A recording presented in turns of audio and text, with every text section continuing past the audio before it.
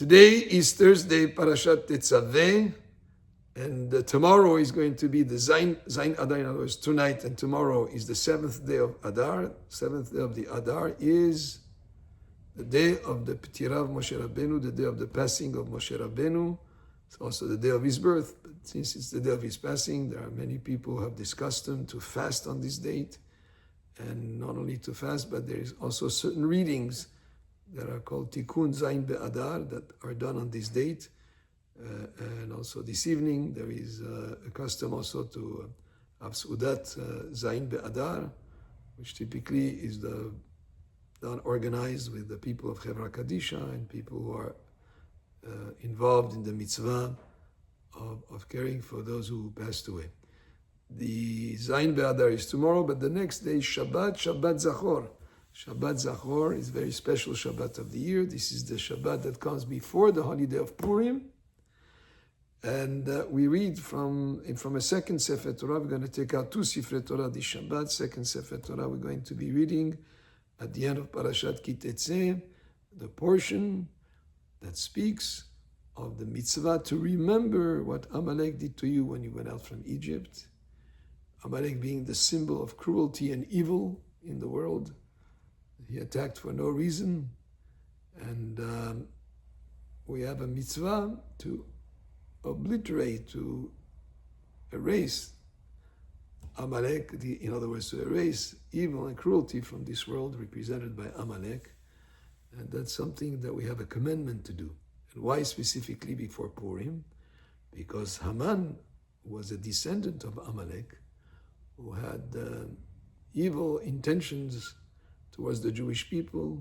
He wanted to, chas v'shalom, exterminate.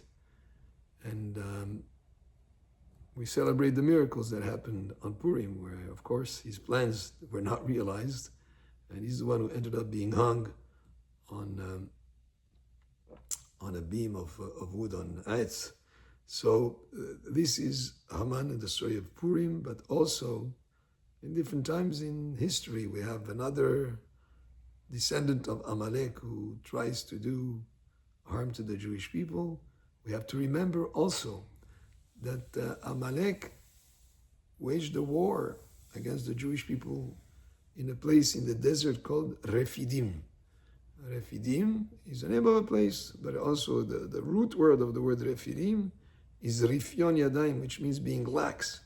And according to Hachamim, because we were lax in our observance of Torah, when we become lax, then it's a vulnerable time for Am Yisrael when the Amalek and the likes of Amalek have a chance of coming and try to attack us or to cause any harm. So the answer also is to be stronger in our observance of Torah, to be more committed in our commitment to mitzvot, and of course, achdut, unity amongst us, and all these good aspects is what creates the shield to protect us from any threats of any Amaleks or the likes of Amalek.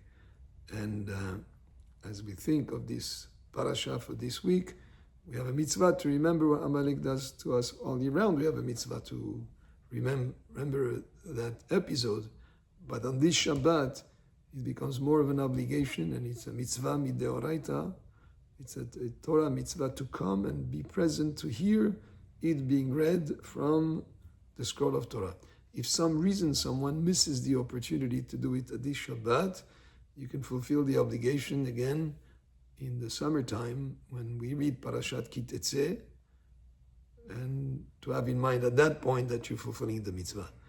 So people should come to shul today. Anybody above the age of bar mitzvah, ladies also should come, and people should try to hear it in the tone, in the trop, in the reading pronunciation, and the melody based on their origin, whether they're Sephardic or Ashkenaz or Yerushalmi, whatever is the family tradition, should try to hear it in that specific way of reading the Torah. Baruch Adonai le'olam, amen ve'amen.